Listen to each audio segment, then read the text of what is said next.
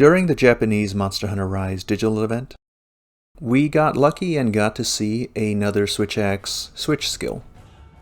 Let's go ahead and take a look at it now. 言った条件を、クリアしてもらわないといけないんですけど、一人じゃなくて、プレイしてる中で3人の1つでもクリアすることで、Oh man. ゲームを、Oh, that looks absolutely brutal.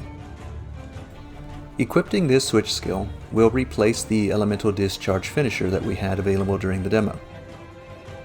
Let's read the description so we have a better idea of what's going on in this clip. The skill is called Compressed Discharge. A finishing blow for the elemental discharge. Puts you in a knockdown resistance stance that delivers a swift strike accompanied by an elemental explosion. The activation gauge has no effect on this action. Now, I'm not an expert at SwitchAxe, so I don't feel qualified to comment too much on this skill, but a couple of things do jump out at me. The skill that Compressed Discharge replaces, Elemental Discharge Finisher, has a lot of limitations. It takes a bit to do the big explosion, it has to be aimed somewhat to hit the monster, and to do a point-blank elemental discharge, your gauge has to be full.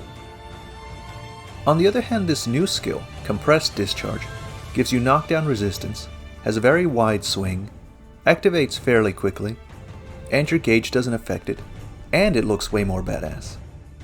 Given these facts, I have to assume that Elemental Discharge Finisher will actually do more damage in the end. Otherwise, all of these trade-offs just wouldn't make any sense. And that's it for this video.